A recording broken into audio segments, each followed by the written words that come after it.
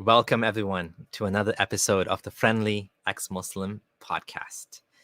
I'm joined today by the Faroos, aka Shaykh Faroos. I will get to that in a moment.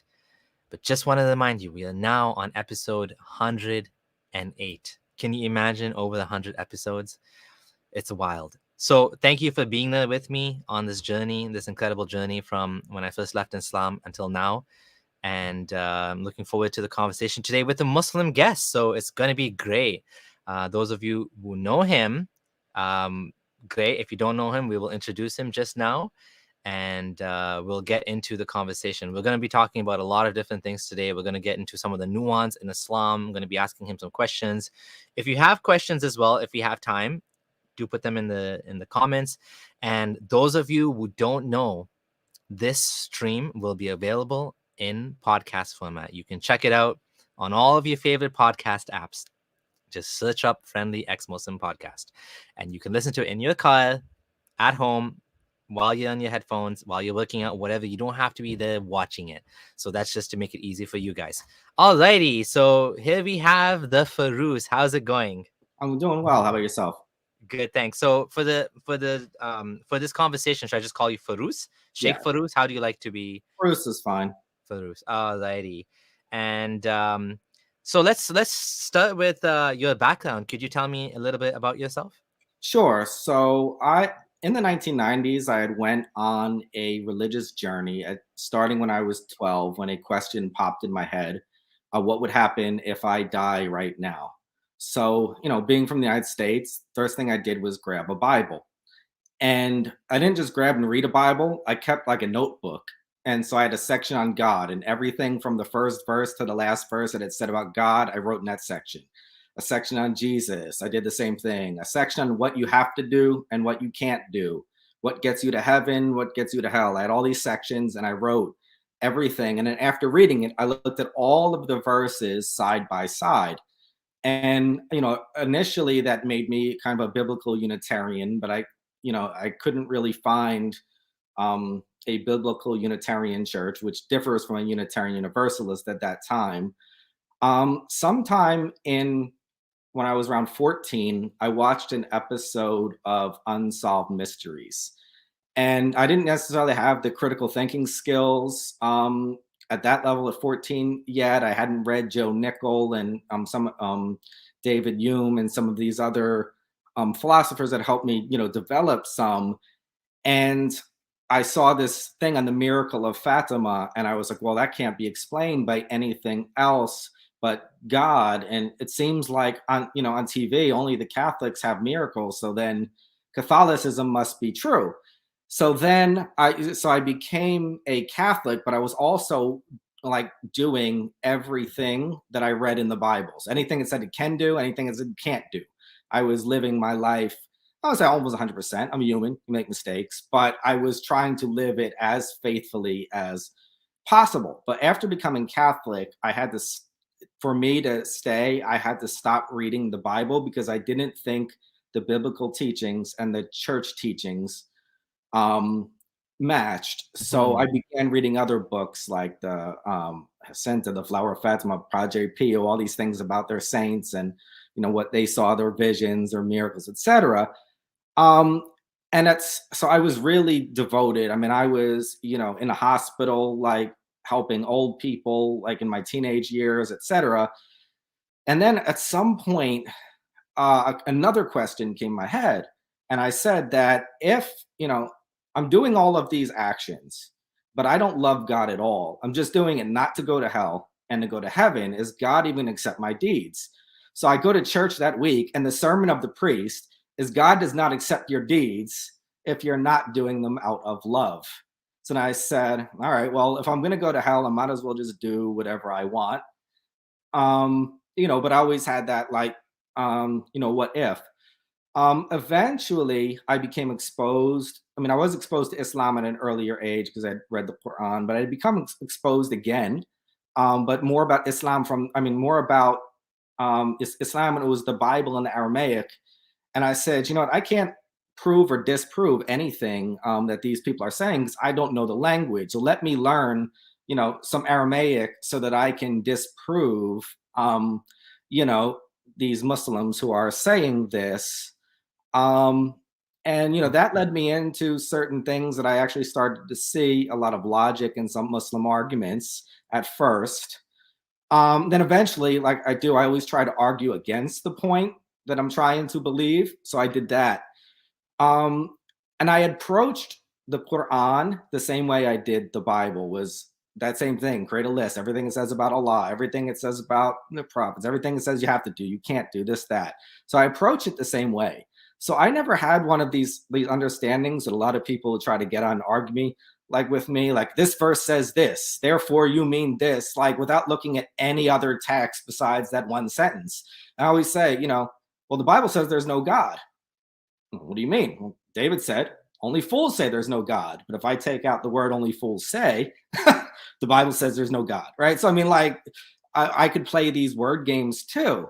So, but then after doing that, I had realized that Islam had so many layers between the Quran, the Hadith, the Sirah, the Fiqh.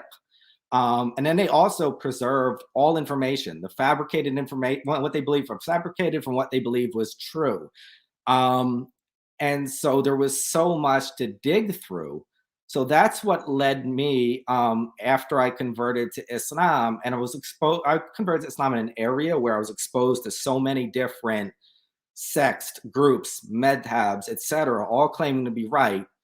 And I said, you know, there's how can I determine who's right? So I really got into the study of traditional Usul al-Fiqh, which Mm. provided um, methodologies to interpret and validate. And that's sometimes why some of these people get on it and like just pick out one verse of the Quran or one hadith and argue. Sometimes they do it with me, sometimes they do it with some of my students, which I saw in one of the your comments of your video last week. Your student was Yeah, commenting in my videos? yeah, or one of my followers was, you know, arguing, and eventually I told him just, you know, stop, because nothing you say, like, the person is, you know, you're arguing with is going to listen, because no matter what they said, it was like, you're not answering my question. Well, here's the answer to the question. You're not answering my question. You know, it's like, okay, Hmm. you know, Interesting, interesting. So if I can just jump in for a bit. So yeah, of so course. right now, what are you? You teach in the mosque or something? You're So like a teacher. right now, I'm only teaching on YouTube. So I know earlier, like in my younger days before I had kids, I used to, you know, teach in the mosque, you know, run youth groups. And you know, for a while I stopped, but people were still calling me from, like, up in the last couple of years, people started calling me from all over the world to ask Mhm. questions.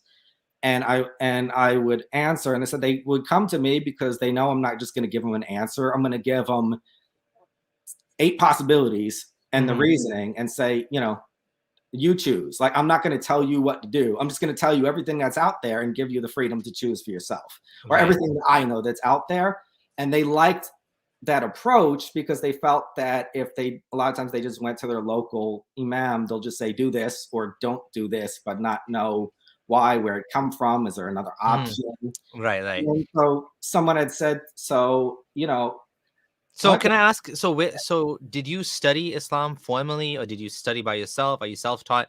Where did oh, you learn the deen? Because obviously your parents are not Muslim, so yeah, you converted to the religion. yeah. How did you find the knowledge? Where did you pick up the knowledge from? So my answer to that is both. So what I ended up, you know, I would go to classes, but before I would go to class, I would read almost everything on the subject that I could get my Mhm. hands on beforehand.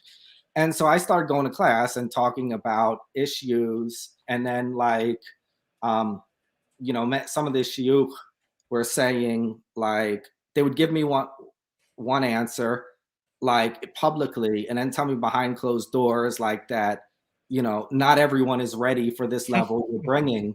Like, you know, you're trying to go into integers when they haven't learned subtraction. Mhm. And So like, was this so this is at the mosque you're learning Islam? Like, where are you studying Islam? so different masjids.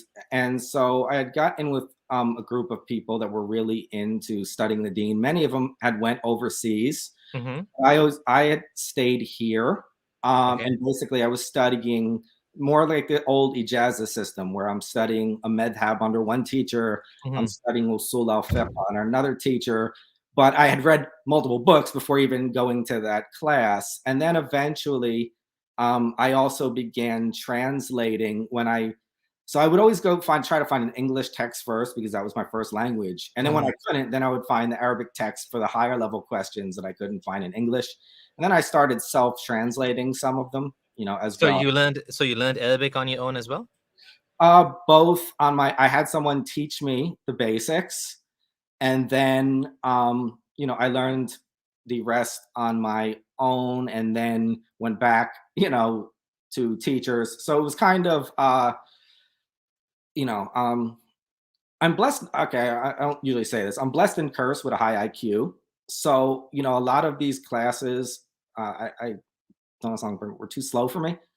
So I would just go get everything I could on my own, and then go back to the class. And then so basically, eventually, some of these shiuch just wanted to have private classes with me, so they could really just, Right. And this was like so from what I'm understanding, these are probably Sufi sheikhs, right? Like you were in, was it Sufi masjids? No? no, various. So like, for example, I had learned, Shafi'i fiqh from a sheikh who came to the United States from Damascus. I had learned Usul al-Fiqh from someone who had his PhD from the College of Sharia in Jordan. Um, you know, And so you keep using the word Usul al-Fiqh. Can you explain what that is? So Usul al-Fiqh is the classical methodology for deriving laws. See, Okay. in classical Islam, it wasn't just like what I notice a lot of people trying to do on the internet. This ayat says this, therefore you believe this. This hadith says this, therefore you believe this. The legal system was developed over a period of time where scholars took their different approaches to how do we determine what an authentic text is, how do we interpret it, and it's very complex. It's not simple. And I noticed even when I was looking at those comments, and that one of the kids who was arguing with one of your followers or I don't know if it's your followers, but someone who was commenting, basically is like, I can't put, 600-page books in 2-sentence YouTube comments. I mean, it's Yeah, not. absolutely. So what I'm understanding is you converted to Islam. Just correct me if I'm wrong. And then when you converted to Islam, you started studying it. You learned Arabic. You started studying Usul. You studied. Excuse me. Was there other things you were studying as well, other than Usul al-Fiqh? Yeah, but like, This was your focus, the Usul. I always came back to it because people describe me as like a pragmatist, practical, like something I can do something with. And also, I just found it like a puzzle, like fascinating, like, and I think I hope to share some of that fascination, with you all as well today. Sounds good. All right. So, someone was asking to kind of clarify what you said about the Aramaic.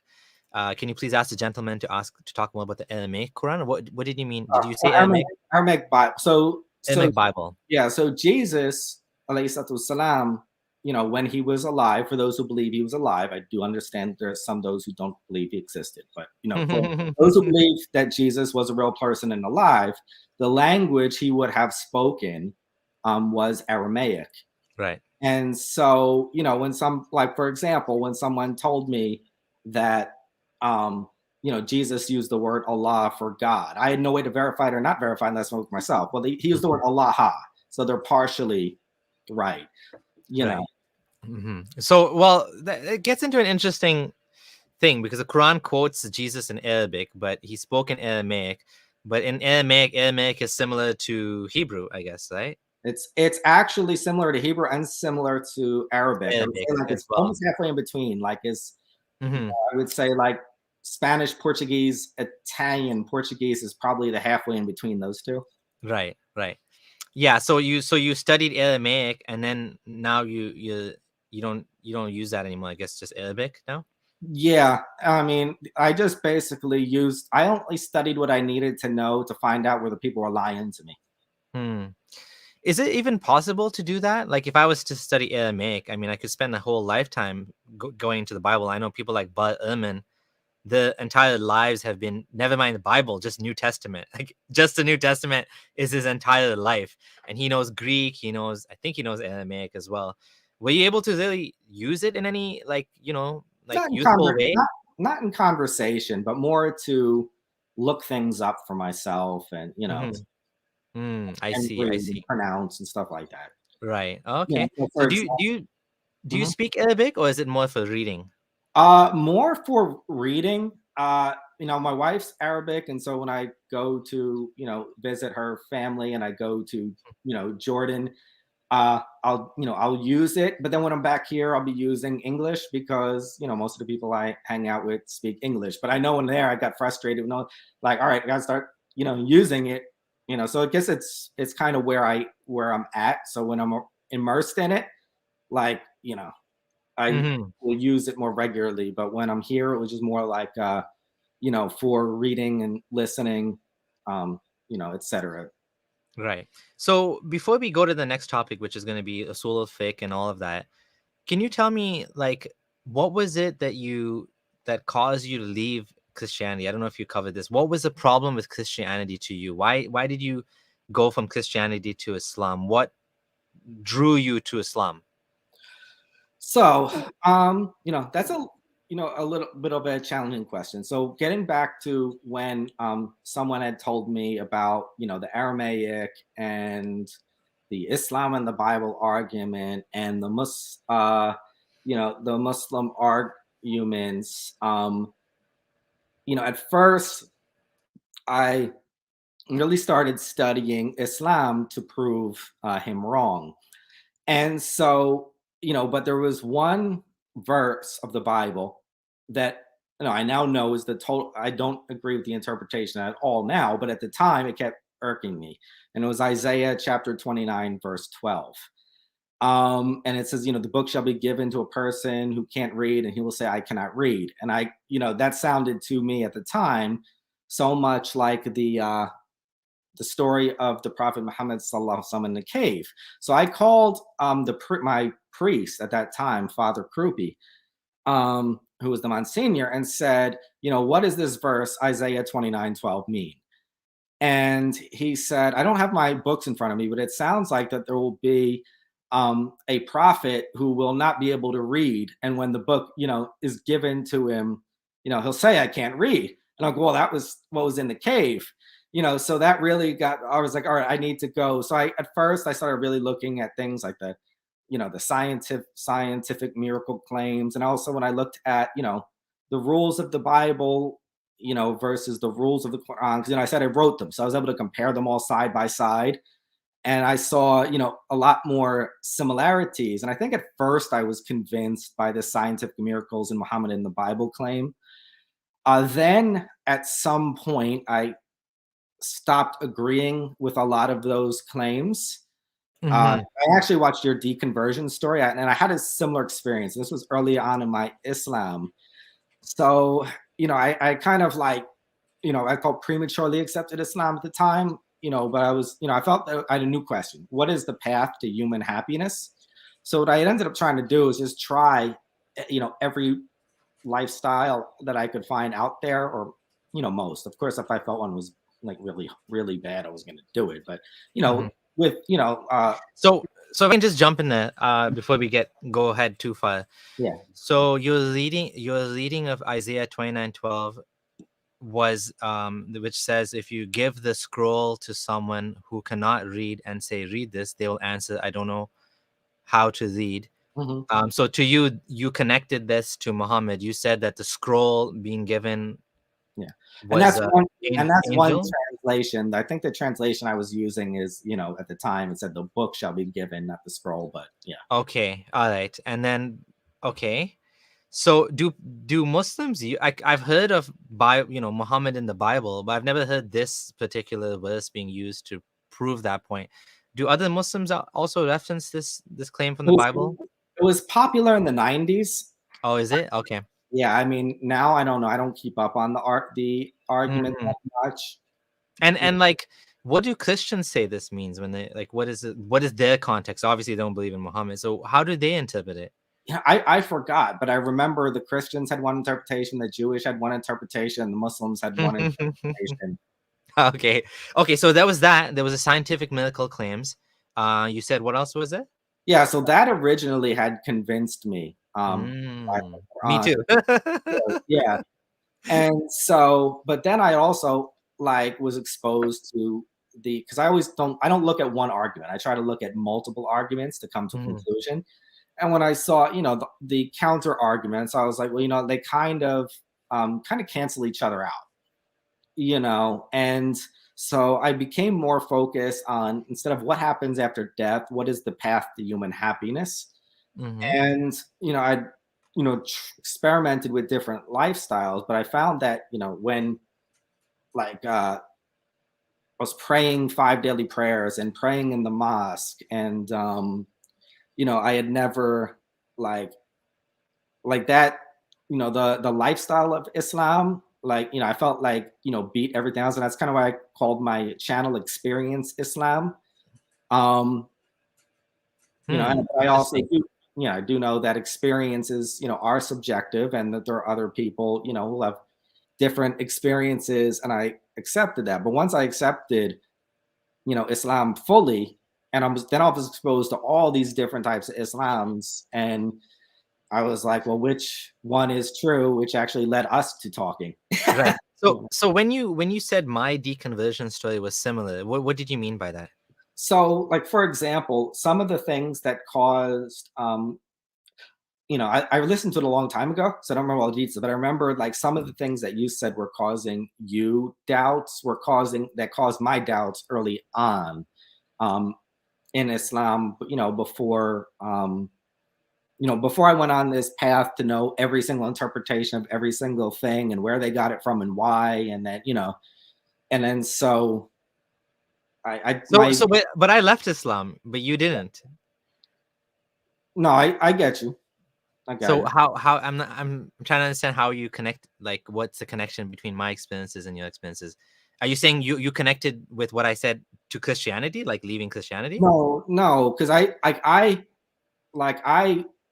would say that I started, like Islam at some point in the 90s, Hmm. um, and stuff like that. But I wasn't totally in. Like, I'd go to the mosque and I would pray, and I'd go to the Muslim Students Association to learn. Hmm. Um, but I was trying to prove and disprove the religion at the same time. And not just that, looking into everything I could. And for me, I I could logically unconvince myself of anything. So Hmm. I took a different approach Okay. to, instead of just using logic, like the yin yang. So having part logic, part experience, and using the sum of the two to make my decision.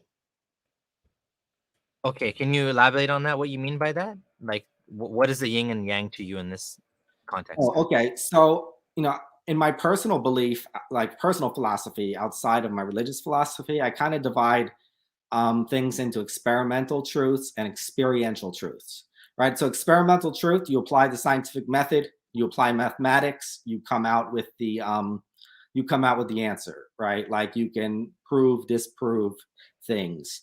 Where experiential truths, they differ they may differ from person to person.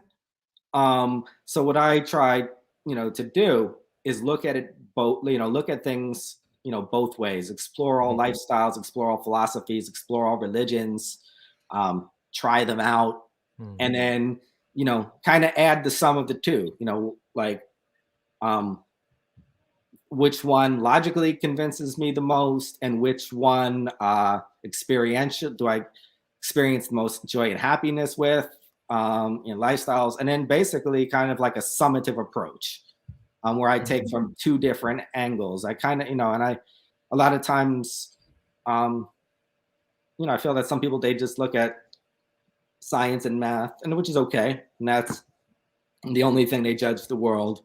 And I Right. feel some people look at religion and they ignore all science and math, and that's the way, like, just experience. I tried to some with both, and out of the sum, I ended up choosing Islam. And then once I got into Islam, it's which Islam, and that's what led to my studying.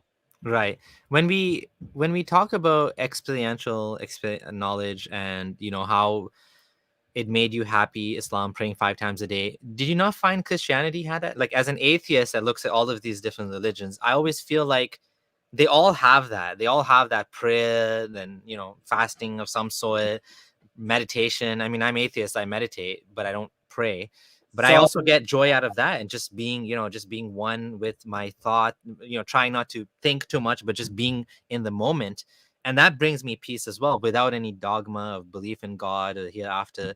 I don't have to do it 5 times a day. I just do it when I feel like it. So when I need it, if I'm stressed out, can't sleep, then I do it. If I don't need it, then I don't do it. But I find with the prayer, like the literal 5 times a day prayer, don't you find like it gets in the way? Like if you're at the office, for example, you have to do wudu now, and you have to go in the sink in the washroom, and it's like, or you're out, shopping in the mall, and now you have to find a place to pray. Don't you find it actually causes more, like, because Muhammad said that Islam is sorry, what did he say? He said to Muslims, this life is a jail, and to the disbelievers it's a Jannah, meaning that there's a lot of sacrifice needed. Don't you, wouldn't you say that? Because I guess maybe through that, maybe you find happiness. so I'm not going to say that there's never times that it's difficult, never times I'm just tired, and that you never experience that. I think, of course, as a human being, you experience it, but going back to the summative approach, right? So the sum is greater than, the parts, so, or a sum is greater than the individual part. So, Got it. Yeah. Okay, well, fair enough. I mean, we can agree to disagree on that. So yeah, but that is your experience. I mean, this is what brought you to Islam, and like you said, it's a combination of different things. So now, let's get into hadith and usul al-fiqh. You want to tell us about the importance of, why is this important for us to know this, and why do you think that? Okay, actually, before we get there, you want to tell me about the Protestant Islam? You have a term called Protestant Islam. I oh found that yeah. interesting. So yeah, I developed. I mean, I don't think I developed. I probably heard it somewhere, but called Protestant Islam, because the Protestant Reformation in Christianity was originally Martin Luther moving away from the traditional Catholic and Orthodox methodologies for interpreting to develop private interpretation, which ironically eventually led to some Protestants codifying their interpretations, but originally was a private interpretation of the Bible. Everyone can interpret the Bible for themselves. So what I've noticed is that a lot of the arguments I get from non-Muslims, and as well as see from some of these more extremist Muslim groups who quite often have some of their origin in Marxism. Mhm. Uh, Marxism. yeah, so I've been doing a lot of research lately on different. Islamic extremist groups have the foundations in Marxism. How's that? So I've noticed this a lot of the what I've been doing is research on postmodernism, and then Uh-huh. also and in the history and origin, and then and also in doing that, I'd found that some of the certain I don't like to name individuals because some people might have an emotional attachment to them, but some of the individuals who came up with the idea of in the 20th century that that there's oppressed and oppressed, that the Muslims are oppressed by the West, that we got to overthrow our oppressor, and and every Muslim is a disbeliever until there's an Islamic government running the world, and stuff like this, some of this philosophy um, that came in Egypt, and some of the members were executed, but their books, and another in Pakistan, but their books had spread this ideology. Are you talking about Hassan al-Banna and Said Qutb and the Islamic Brotherhood and So Maududi? so I would say, you know, I don't know about Hassan al-Banna, but some of the others, when you look at their education and then the ideas, you see Marxist influence on Islam, just like you see Marxist influence on a lot of the postmodernist ideas. The dualistic worldview, where I found that through the traditional usul and the traditional madhahib schools of law, that it wasn't this dualistic worldview. I'm not going to say no individuals had that, but collectively, it was much more complex and nuanced and detailed. And I felt that some of these 20th century movements throughout a lot of they basically, a lot of them threw out the usul for private interpretation, which has caused a lot of harm, in my opinion. But I find that those who have a really negative view of Islam usually take a Protestant approach, where they go to the text themselves with no usul, no knowledge of usul, and just make interpretations, whether they're Muslim or non-Muslim. And they seem to come out with this, this common, extremist interpretation. You talking so I think you should say the names. I don't think there's any Oh, problem. you said it. I said okay. You said the Qutubiyya and the Mawdudiyya. Yeah. That they had some, especially the Qutubiyya had some Marxist influence, and the Qutubiyya is the origin of or is one of the origins, because of some of the extremist groups that have been harming the Muslims since the 1990s. Yeah, someone mentioned this in the chat that Said Qutb spent a few years in America in the 50s and decided it was immoral, disgusting jahiliyyah. Yeah, that's true. He came back and he was like, I hate this freedom, right? Yeah, and he developed an innovation in the religion, where he took the concept of restricted jahiliyyah and brought it back to unrestricted jahiliyyah, which was the point of Islam, and then basically argued that anyone who was not trying to overthrow governments to develop his interpretation of an Islamic government, was not a true Muslim, was a jahil, and they could be fought, and basically revived some of the Khariji thought. But you don't always get this on a surface reading of the books. It's like when you get deeper, it's more hidden in there, but the people who are looking for it really know how to use it. Okay, let's talk about the hadith and usul fiqh, and maybe we'll come back to this.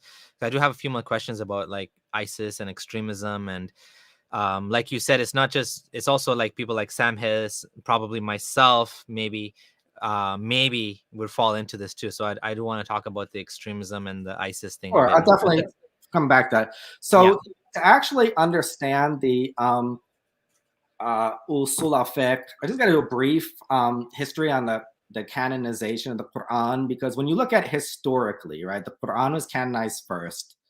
The schools of law were canonized second, and the hadith, although they were simultaneously were canonized third. Now, one could argue so they're happening at the same time, but if you want, I just want a linear for the sake of discussion. So that, and at this time, hadith in general, they weren't necessarily meant for lay people. Like lay people could read them for more like what we say the barakah, the blessing of reading the words of the Prophet, but they weren't really for interpretation. There was even a statement that there were scholars used to say that hadith is a source of misguidance for anyone who's not a scholar. And part of the reason for that is because there could be 100 hadith on the same topic spread out through multiple lands and multiple collections that explain one another. But if you only read one without those other 99, and I might be exaggerating about 100, but like you might get a wrong conclusion. So, and then the early Sirah was collected, but it wasn't really canonized because it wasn't a source of law. And so the early scholars, this is another thing about early Islam, they preserved all they could document on a topic. So Ibn Hisham, Ibn Ishaq, Tabari, they documented all they could on a topic. And they documented what they believed was true, and they documented what they believed was not true to preserve everything that was being said. Like they were historians. It doesn't mean that they didn't take positions, they didn't have scholarship. They collected things they believe were true, weren't true, not sure, etc. So we get the compilation of the Quran, and the compilation of the Quran is where we get the principle of mutawatir or ahad. So I'm going to define those terms. Mutawatir is a large group of people heard it from a large group of people, heard it from a large group of people, and spread out over so many locations that it would be very difficult, if not impossible, to conspire on a lie. I had one person heard it, two people heard it, three, and they passed it on. And the ayat of the Quran, they could not be ahad or singularly transmitted. So when they collected the Quran, there were certain rules. One is that multiple people had to hear it from the Prophet sallallahu alaihi wasallam, and there had to be evidence in writing somewhere. So I'm going to give you a concrete example. Hafsa had a reading of the ayat that said, guard the prayer, especially the middle prayer and the Asr prayer. The other companions did not know the phrase and the Asr prayer. So her reading is not in our canonized Quran, but it is preserved in the Hadith literature, because we accept that Hafsa wasn't lying, like she believed she heard it, but it did not meet the criteria, the standard of evidence to get in the Quran. But it's the same thing. We know Ibn Mas'ud and Ubay ibn Ka'ab, their codices, didn't have 114 surah, but the large group overrode one person. So when we put together the Quran, there was this principle of, the whole group is less likely to make a mistake than one individual. So then, so when you come into what I've been hearing, and I'm no expert on this, is I've been reading some of the critical academic opinions here that the Quran is not mutawatir, and I'm just sharing my screen here. So this is Marjan Van Putten, and he's one of the academics that has been discussing this topic, and he has said that there's a conversation going on here, but he was saying that Shadi Nasser has said this as well, that all 10 readings are ahad, and that's what Marjan Van Putten is saying as well. So I think that this idea that the Quran, all of the 10 kirat are mutawatir, is actually disputed. I don't know if you disagree with that, agree with that. I know that some people say it's mutawatir, but I do believe that some of the some of the modern Islamic scholarship on this topic disagrees. So I'd have to read more into what you're talking about in order to give an educated comment. Okay. But I will say there is a part of me that's skeptical, and here is my skepticism, because from your time, like as a Muslim, right? When you pray in the masjid, and you're reciting certain part of the Quran, and someone makes a mistake, people will correct it. So there had to be, enough people reciting the Quran, in the early days. Yes, but the problem is that some of the earliest manuscripts seem to differ, and in significant ways. So I've made a video on one of these issues, which is the Sunnah manuscript.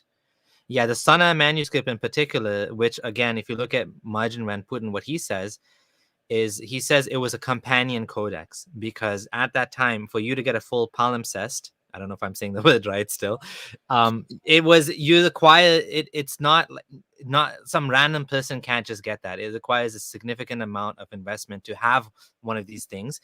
And so with the Sunnah manuscript, we have this subtext that using ultraviolet light, we're able to read the text. So it appears that very early on, the Quran was going through a transformation. And at some point, obviously by Uthman's time, they finalized it and they said, okay, this is what we're going to, go and send everywhere.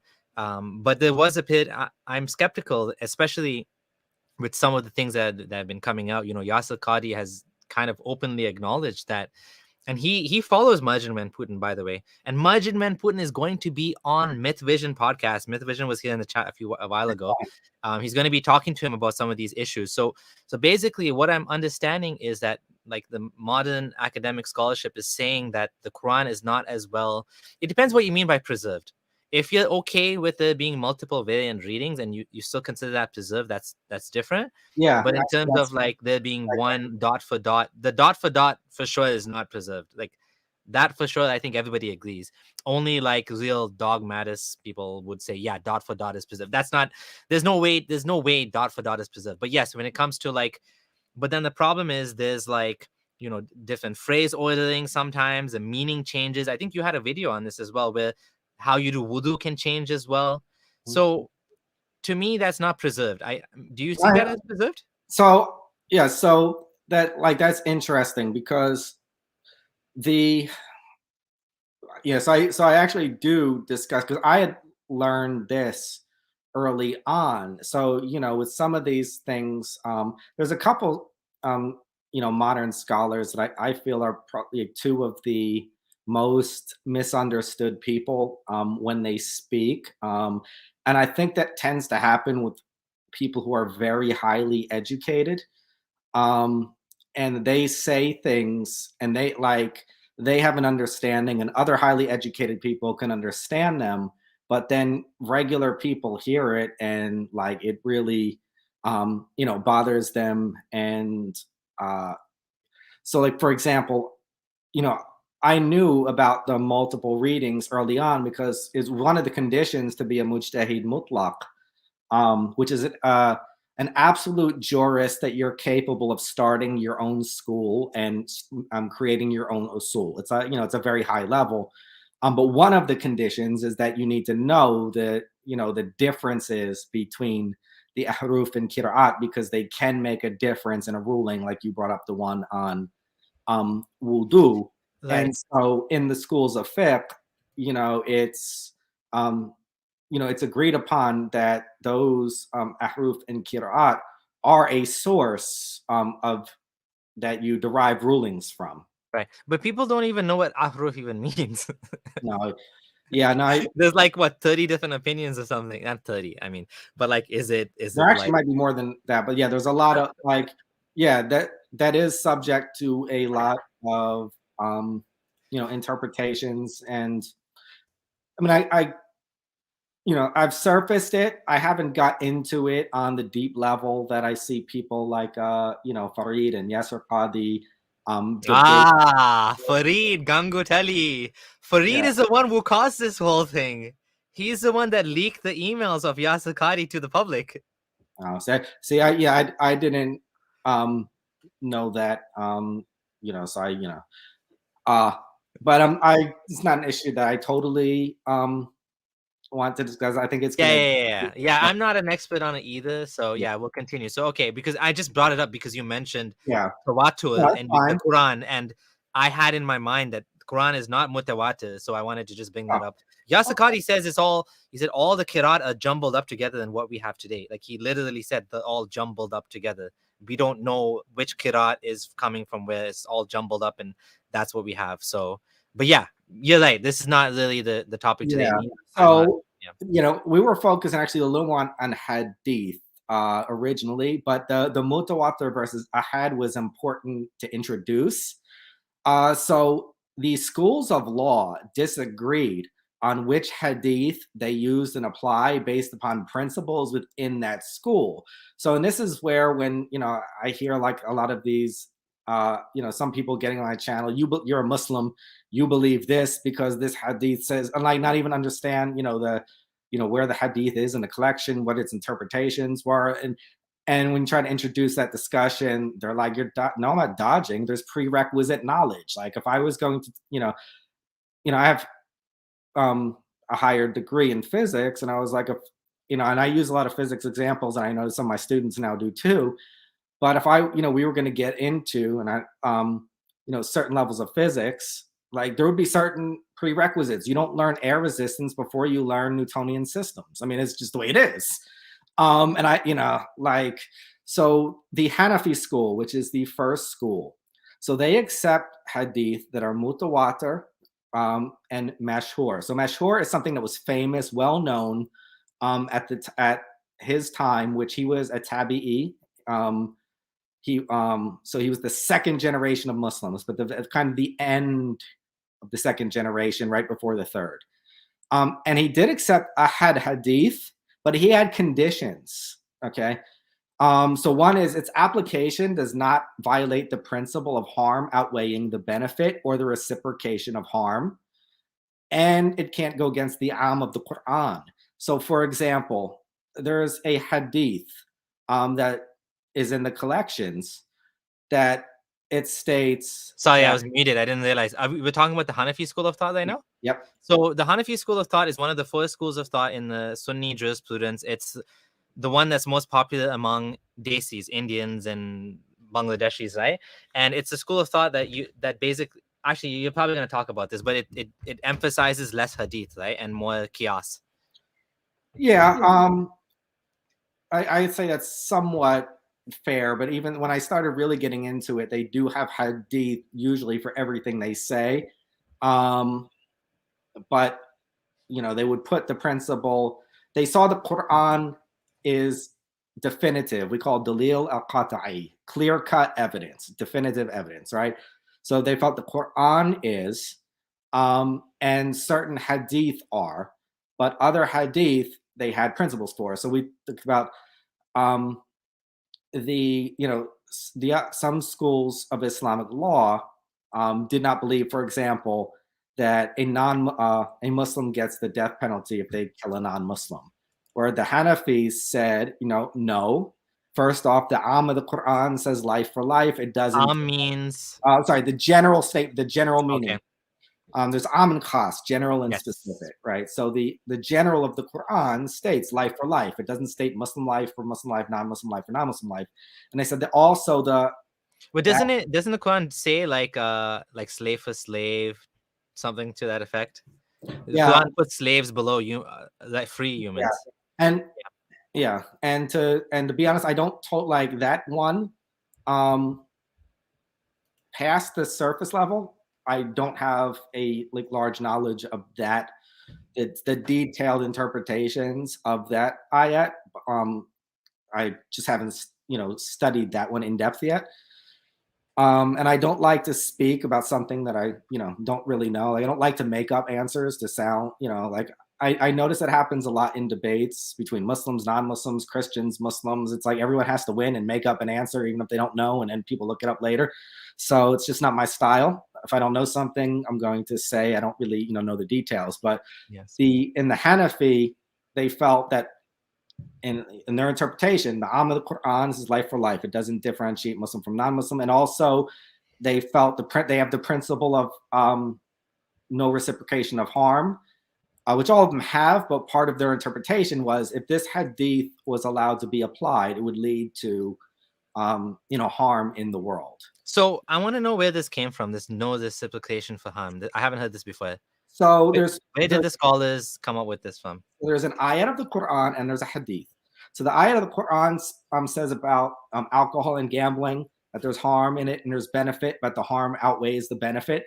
So based upon that principle is that when the potential harm of an action outweighs a potential benefit of an action, a Muslim shouldn't do it. And that may change over time, for example, with smoking cigarettes, whereas the early scholars didn't see it as harmful as the modern scholars do, because we know more now. So the other, in the Hanafi school, if a companion narrated from the Prophet ﷺ, but then acted against that narration, they did not see that as something we should act upon. They saw it, as some potentially abrogated. So, for example, there's a hadith of the Prophet ﷺ where it says, if a dog licks your plate, wash it 7 times and 1 time with earth. Now, the different madhabs all had different interpretations of this, but according to the Hanafis, is that Abu Hurairah narrated it, but he didn't act upon it. He acted differently. So they used the standard of 3 times for washing as opposed to 7, plus the earth. So this is a very good question by my good friend Apostate Aladdin. Shout out to Apostate Aladdin. Check out his channel too. He's a cool dude. I love this guy. Okay, anyways, so he's asking, this was this rule about no reciprocation of harm extracted from the ayah about the alcohol and gambling with is benefit and harm? There's that. There's also another hadith. Thank you. I forgot the other hadith. Which is there's no harm or reciprocation of harm. And that's one of the famous hadith in Islam, and some scholars derived a principle from that of law. Interesting. To me, as a humanist, I would just say that just makes sense. We don't need the Quran to tell us not to harm other people. Golden rule sort of thing, right? Like, to me, this is kind of one of the issues I have with any religion, especially Islam, is that the Quran itself says that whoever kills a believer, like, he will go to hell forever and Allah will be angry with him.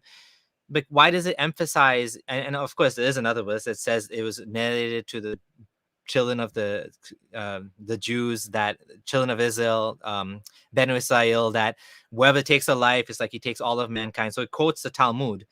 But like, why does it, do we, as we humans, wouldn't we be better off just, treating everyone the same, regardless of whether they're believer or disbeliever? You know what I'm saying? Like, so that actually answers. I understand what you're saying, but it's also very detailed and nuanced, because the Prophet sallallahu alaihi wasallam dealt with a whole bunch of different types of people, Muslims, non-Muslims, etc. And some cases he treated people the same, and other cases different, based upon the situation and based upon what he knew. So you'll see, like, this is, I'm kind of getting off topic, but I could tie it in. You'll see one person come and say, what is the best of actions? And he'll give one answer. And then another person come and say, well, what is the best of actions? He gives another answer. Well, I kind of looked at that he was more like a doctor or a coach, right? So, he knew the person coming to them, and maybe they had mass, and I'm not the only one to have come up with this. You'll find it in classical. Yeah, I've heard this example. I've heard this too, because why is it, people are asking, why is it the Prophet said one thing to this person, one thing, and it's the same question. So the challenge then to Muslims is to know, well, what's the context? Who is the person asking? And because I'm not asking, so how does it apply to me, right? And how do Muslims come up with the answer to that? I guess that's what Usul al-Fiqh is, that the attempt of human beings, scholars, to try to come up with the rules for how to live your life based on what this man in the 7th century lived and said, and what is reported that he said, and what, that's when we get into the hearsay versus whether he actually said it. But this is what Usul al-Fiqh is all about, right? Yeah. So two more things about the Hanafis with their hadith. So in the Hanafi school, a hadith could be weak, but if the companion acted on it, then it would be accepted. So an example of this is Abu Hanifa actually got to see at least one companion pray, right? So there's hadith with praying up with your hands below the navel, and it became controversial, I know, in the 90s and 2000s. Oh, that's the Hanafi style, like way below, right? Yeah. Yeah. And I know Sheikh Albani did a critique on how all those hadith are weak. Yeah.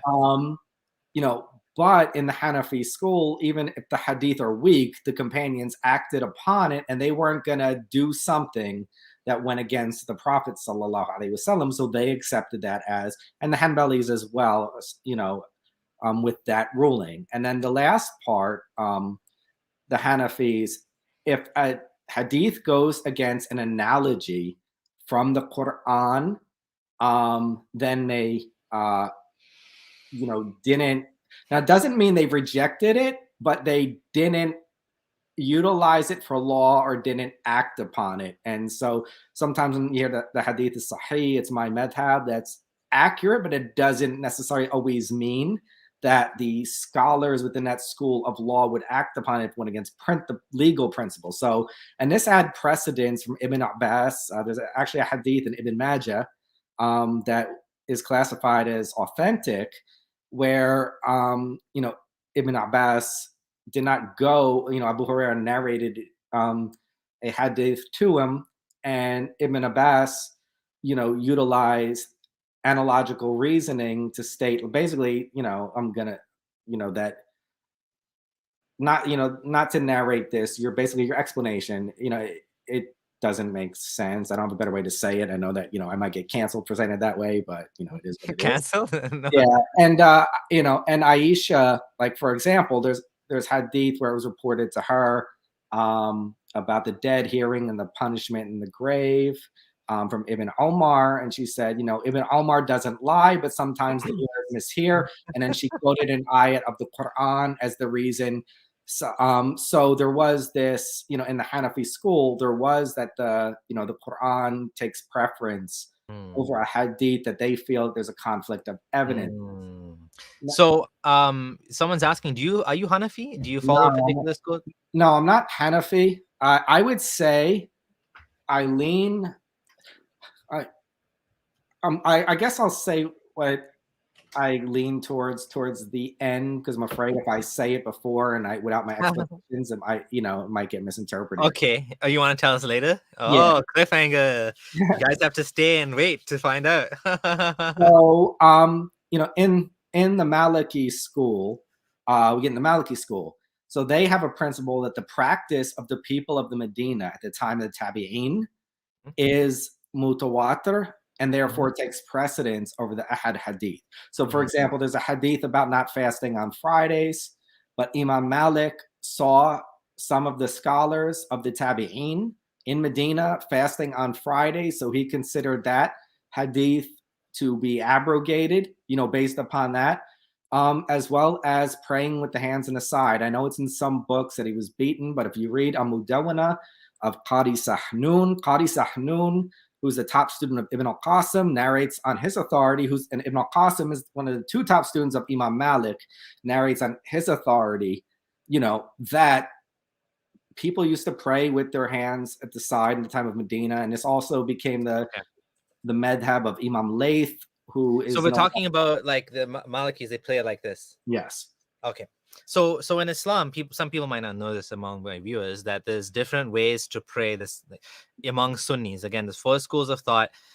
And then Salafis, they move their fingers. I don't know what schools of thought move their fingers do you know, do some of the schools of thoughts move the fingers, or only Salafis? I'm not sure, and would have to look that up. I know the Malikis hold their finger out straight the whole time. I wasn't, sure. I know, that from the Prophet's prayer from Shaykh Albani. Yeah. But I don't remember seeing that in the other 4 schools. But it doesn't mean just because I didn't see it, it's not there. I want to ask you about you mentioned about the punishment of the grave, Ijab al-Kubur. This is something that I was surprised to find. Well, first of all, it's not even in the Quran. It's nothing in the Quran talks about this. But then in the Hadith, it talks about this special punishment in the grave, because I remember asking my Sunni friend when I was learning about Islam, well, what happens when you die? He's like, oh, yeah, there's a punishment in the grave. I'm like, oh, it's punishment in the grave, yeah. But apparently, some people don't accept it because it's an ahad hadith. So, like, for example, Hizb ut-Tahrir, which, again, I find it weird that this Islamist organization cares about things like this, but they officially do not believe in punishment of the grave because it's an ahad hadith. Yeah. What do you think about punishment? So they derive that from the Mu'tazila. Actually, we're going to get when we get to the section on hadith and aqidah, I'll get more into that. Okay. Yeah. So the punishment in the grave thing, one more last thing. Sure. I find it strange that we don't know. I mean, there's one narration, not one narration, but there's an ahad narration ahad narrations about this thing that some Muslims believe it's true, some Muslims don't believe it's true. It's not in the Quran. What do you think about this? Do you find this problematic at all for your religion to have things like this in it, or you're not really bothered by it? So I actually have a whole section that I have prepared. Like, okay, awesome. Yeah. Okay, we'll get to that. Fine. Yeah. I'll let you continue. Okay, go ahead. So the last point on the Malikis is that, because I remember Ibn Taymiyyah actually has works where he recognizes this approach in ijtihad, although he doesn't necessarily use it himself. He recognizes it as valid. And I know, a lot of people like to refer to Ibn Taymiyyah, to say, certain statements, but Ibn Taymiyyah, and I think this work has been translated into English as well, or at least part of it. Getting into Shafi'i. So Shafi'i does not differentiate between mutawatir and ahad. he said his thing is if the practice of the people of Medina is mutawatir, so is the practice of the people of Mecca. So he did not consider, the practice of the people of Medina to take precedence over the singular hadith. So just to expand on this a bit, what we're saying is there's okay, it's more than two types of hadith, but like generally speaking, there's hadith which are mass transmitted, there's hadith which are not mass transmitted. And by not mass transmitted, what that means is at least one place in the chain of narration there's a gap, or there's only one person, and not a gap would be it would be disconnected, right? I think it's mawquf or something. But we're talking about hadith that have a full chain, but at one point in the chain there's only one person. So now we have to, that makes it like a weaker sort of narration, because we don't know for sure what Muhammad really said. We're going based on this guy said that he heard from this person, who heard from the wife of the prophet, who heard from the prophet, and this one guy in the middle, well, he's only one person in the chain, which means the entire thing depends on him, because if he lied, then the whole thing is a lie, right? Lied, or the ears were mistaken, as Aisha said. Does that not concern you that like this religion is based on a lot of hearsay? Like, isn't that troubling to you? And many Muslims actually are troubled by this. They don't know like which hadith is good, which is bad. How do you sleep at night with this? So there actually was a time, and early on, when I said that, like, when I was going through my period of doubts, that that was a concern. I think the more I studied and compared, and just really just fell in love with reading the different interpretations and how they came up with it. And I started to see it, kind of as a strength, because in classical Islam, you really learn the details of nuance, which I feel a lot of these Protestant Islams, that I call it, they lost. I mean, and I think that's why that there's this period of like intellectual boom in the Muslim ummah. Some of it was traveling and learning from other people, and syncretizing ideas, and which is I also have a degree in history on top of my degree, Physics. Yeah, on top of my graduate degree in physics. So in my studies of history, one of the things I just found is the interconnection, and that's why, like, I think when people say, well, the Americans did this and the Europeans did this, and the Muslims did this, and well, they got it from this, and like, as you start studying, you realize that everyone basically gets everything from each other and builds on it. And when you have societies in isolation, um, they don't progress. And I think that part of the reasoning was just as deep. One was the deep study into law, and then the complex usul, and then also the learning from other people and the syncretizing of different ideas led to a period of a golden age of Islam, or the golden age of the Muslims, right? Because some of the people who made these discoveries were Jewish. Some of these people would be, were philosophers that some now would consider heretical. Like, but they all, and some were classical Muslim scholars, but they all really just studied these different fields and shared it with each other, and it led to progress. And we eventually, going away from that led to regress, and that's kind of the cycle of empires. Yeah. Okay, let's continue, and I'll ask you questions as we go. Sure. So the Hanbali did not differentiate between the Mutawata and Ahad, and would even use weak hadith over qiyas, over analogical deductions, as long as they are not fabrications, known lies. Now, some differ over whether the weak hadith that Imam Ahmad used were considered weak or hasan. Okay, so the more classical, traditional, orthodox, the majority from what I've read, consider the weak like to be daif, weak, to have been, Imam Ahmad would give them preference over analogical deduction. The branch of Muhammad ibn Abdul Wahhab of Hanbalism, was of the position that it was Hassan and not weak. Sorry, he's saying every single weak hadith was Hassan? No. So what I'm saying is so it's one of the principles in the Hanbali madhab that if you didn't find an answer in the Quran, you looked for it in the Hadith. Yes. It could be Even an authentic Hadith, or it could be a weak Hadith, and you would take the Hadith over the analogy. That's a principle. right. And Unlike the Hanafis, which will take the qiyas, the analogy, over the hadith. yeah, and so, but there's a debate over whether they were weak Hadith or whether they were Hassan Hadith. And I'm going in about a minute. I'm going to get into the definition, so I'll just like say that for now. But and I'm going to give you a concrete example. So Ibn Hajar al-Haythami, who is a muhaddith, he might say a hadith is sahih, and you might see Sheikh Muhammad Nasruddin al-Albani, the hadith of the 20th century, say it's weak.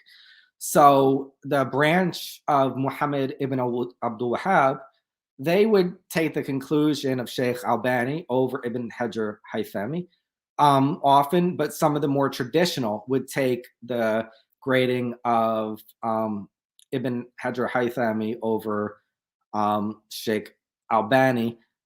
And the branch of Muhammad ibn Abdul Wahhab and Sheikh Albani, they consider acting on a hadith that their scholars declared weak as an innovation, even though other scholars might view that hadith as authentic. But then the other, in the other branches, if there's a difference of opinion amongst scholars over whether the hadith is authentic, you can't say the conclusion is innovation. But in the sounds terribly complicated. and that's my point. It's like, so sometimes when I see people ask my students to put all this in like 2 sentences in a YouTube comment, like, I mean, but is it not unnecessarily complicated? Like, does religion need to be so convoluted that if there's this hadith that's ahad and this scholar says it's hasan, but this scholar says it's weak, therefore it's not innovation because one of them at least said it was hasan? And it just sounds so complicated. It seems like getting to what Muhammad really said and did seems to be a very difficult project. It's not at all trivial. The Quran, okay, Allah sort of preserved it, but the hadith, it seems like it's not at all preserved really well at all. Or maybe it is. I don't know. Maybe disagree with me. It is preserved.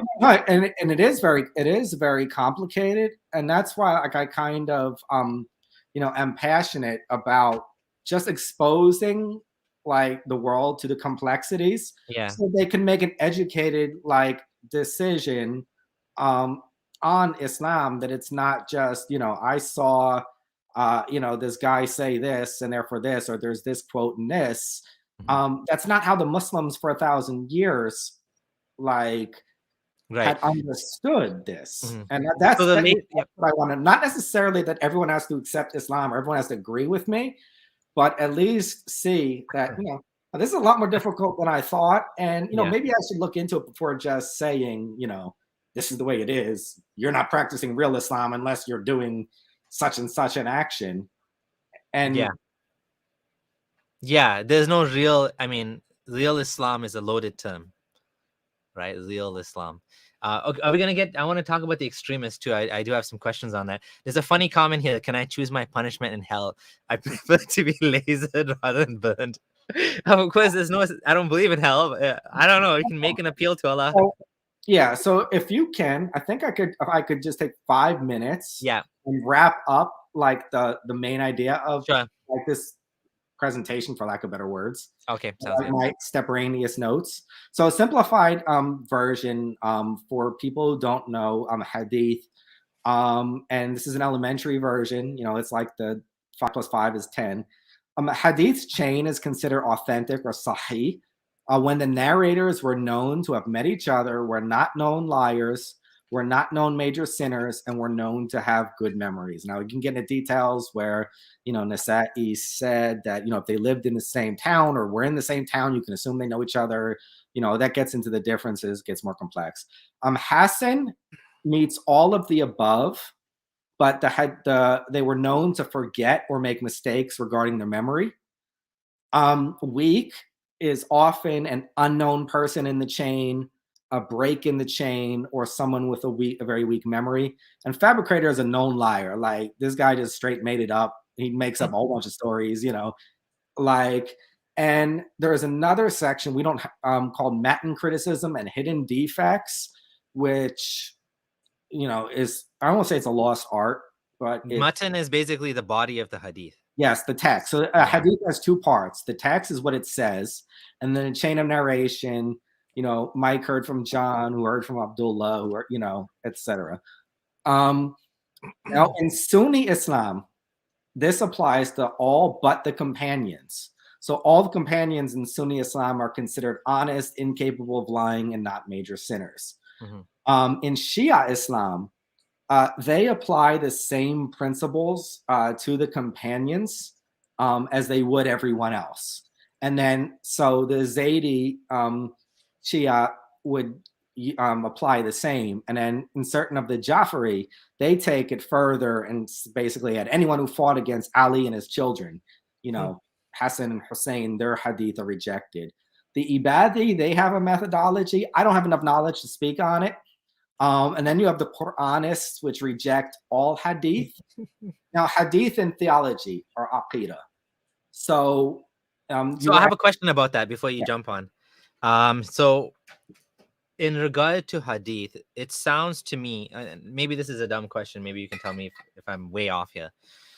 It sounds to me that hadith is a sort of subtractive process. And what I mean by that is you have a whole bunch. Here's a boatload of hadith, 100,000 hadith.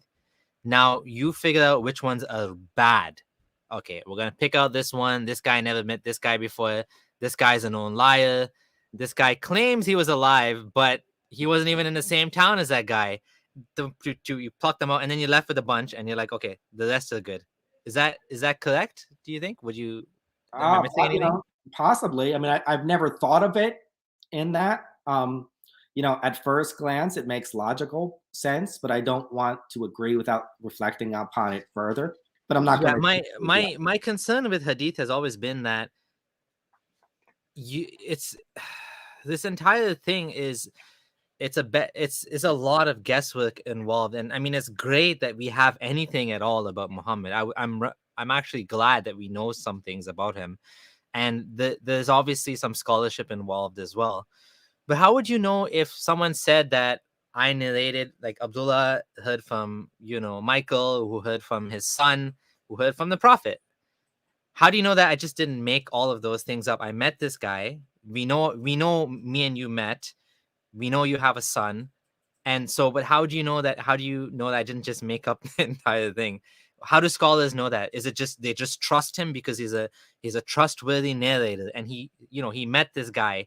And so he claimed this guy actually said this, and this guy never denied that he said it. So it must be true. Is that kind of like, or is there more to it than that? There's a little more to it. There's more to it than that.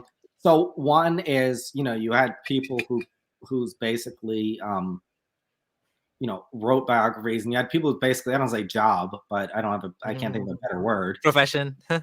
Yeah, not a profession. I not get paid for it, but like basically their life was basically to find things wrong, to critique, and then like if you couldn't, so I guess that's that subtraction. But also there's comparing the chains. So if you get 17 different chains on one hadith, you can compare them and compare others, and it seemed to be an arduous, time-consuming process when you really look at like the length of these biographies and all the work people put in. And whether or not you believe in Islam, I think that, my opinion, objectively, you at least have to respect the effort. Yeah, but I don't respect the effort in a sense that I feel it's wasted effort, because I really don't care to that extent what Muhammad said and did, unless I believe he's actually a prophet, and therefore his words are heavier than gold. In the sense that, like, when we're talking about morality a bit earlier, my morality is based on right and wrong and things that I can measure. I don't really care what some guy said 1400 years ago, or 2000 years ago, or 3000 years ago. Although I do care, but I mean, I'm not going to, epistemologically put that at a higher level just because a certain person said it. Now, the problem, not problem, I mean, to me, it's a problem. The claim is Muhammad spoke to God, so his words are, again, above gold, like the worth gold. So whatever he said, Muslims will study it, analyze it, dissect it, and take, the way that he lived and what he said and what he did to such an extent that I've heard that some people, some Sufis, they don't eat watermelon because the Prophet never ate watermelon. I mean, that's going to an extreme. Yeah. But the point is that, do we, okay, anyways, we can agree to disagree on this, because obviously you're Muslim, I'm not, but just my thoughts on that. No, I understand. Yeah. And a lot of the thoughts, there's no certain things that went through my head before, and I also, like I said, whenever I examine something, I also try to disprove it.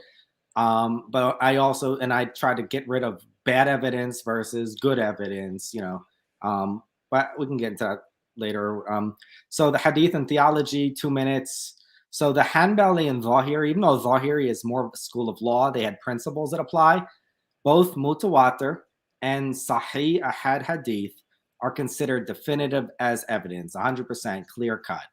So the only difference is they feel that the rejection of Mutawatir makes one a non-Muslim, but rejection of Ahad makes one an innovator who will go to hell first eventually, but go to paradise but not smell its fragrance. So wow, this is interesting. It's really interesting. So yeah. They said you cannot reject Mutawatir hadith. Yeah. No, you can't reject either, but they differentiate. Oh yeah. One makes you a non-Muslim. Wow. Wow, that's interesting. I didn't know that. That's new. Thanks for sharing that. Yeah. The Ash'ari and the Maturidi, they state that Ahad hadith are not used in Aqidah, but both those that are mutawatir in meaning and wording are. So there's two ways to be mutawatir. So one is that, let's just say, I'll just make up a number to be a large number. 40 companions heard it in that wording from the Prophet, sallallahu alaihi wasallam, and then they narrated it to this many people narrated. So 200 years later, whether you're in Russia or Iraq or China, you have the same exact wording from that hadith, right? Those are rare.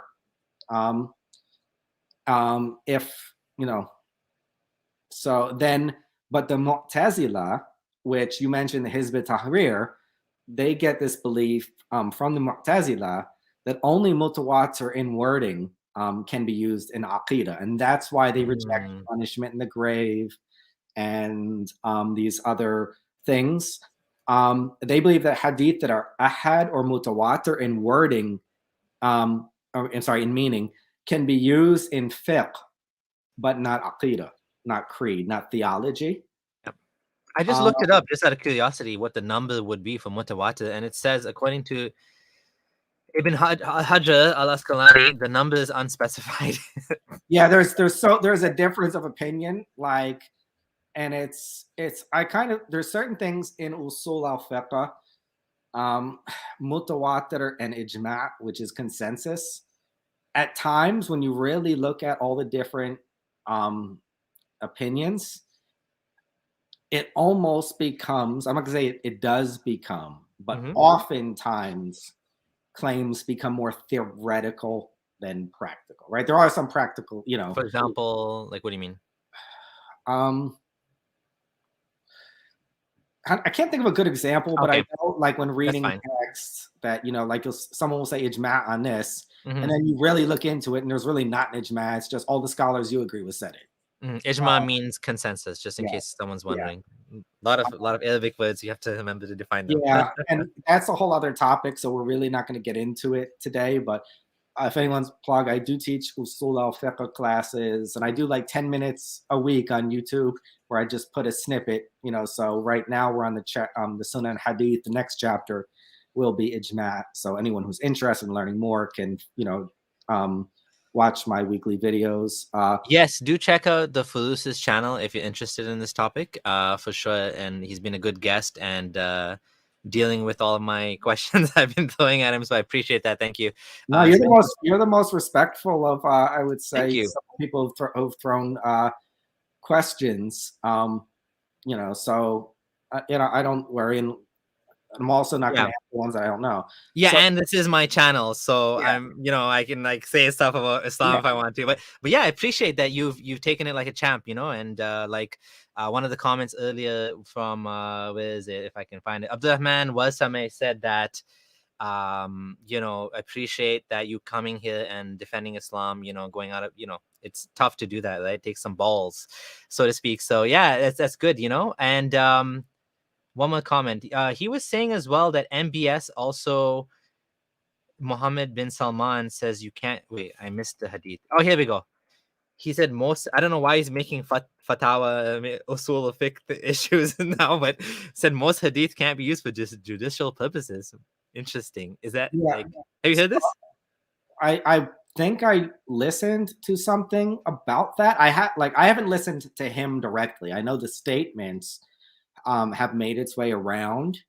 Um, and it's something I did want to look more into and research because I want to know what he means. Because, like I said, sometimes I felt that with both Yasser Qadi and Hamza Yusuf, whether you like them or dislike them, I do feel people have jumped on them before they've totally understood what they've said often.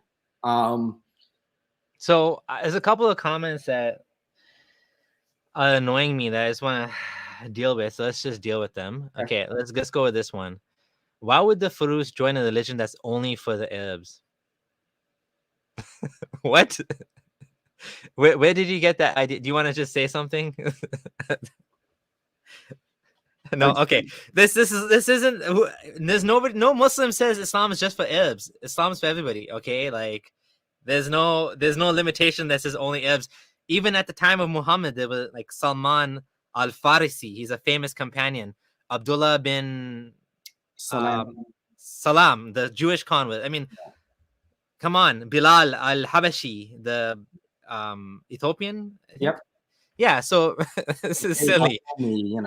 Okay, here's another one. I'm sorry for bringing this up, but I think it's worth talking. This guy looks so depressed when expressing spin too much taqiyya. I haven't heard any taqiyya. Everything he said, if I didn't agree, I asked him about it and he explained it. There's no taqiyya. Where is this coming from? Why does everybody have these conspiracy theories? He's coming here to talk about his religion. Obviously, I don't agree with him, but it's a good presentation he's doing. And where's the taqiyya? Okay, if you want to have some specific example of taqiyya, go for it. But he answered all the questions. Oh, there was another question. Oh, you can, if you wanted to talk about this before I get annoyed with this taqiyya thing because I know I've always hated that one. And the thing is I learned that, and almost every Muslim I know has learned that term from the non-Muslims. Non-Muslims. Like, when we started coming out, people are practicing taqiyya and this and that. We were like, what is that? And it's like one of those things when like some people aren't Muslim come on and say, this is what you believe. Like, what do you mean? Like I actually, he's an atheist, but I like, and we might disagree on certain things, but I like his approach, Matt Dillahunty, where he's always like, tell me what you believe and why. Right? Did you talk to him, or you talked about his shows? I've listened. Okay. Yeah. I like him too. He's a little bit aggressive at times, but he's cool. I like him. He had a big impact on me too in terms of being atheist. There's one more question which is now gone, which is actually is reliance of the I can't find it now, but it's something to the effect of, is reliance of the traveler a reliable book to study, something like that. For Shafi'i fiqh, to get a basic, the answer is yes.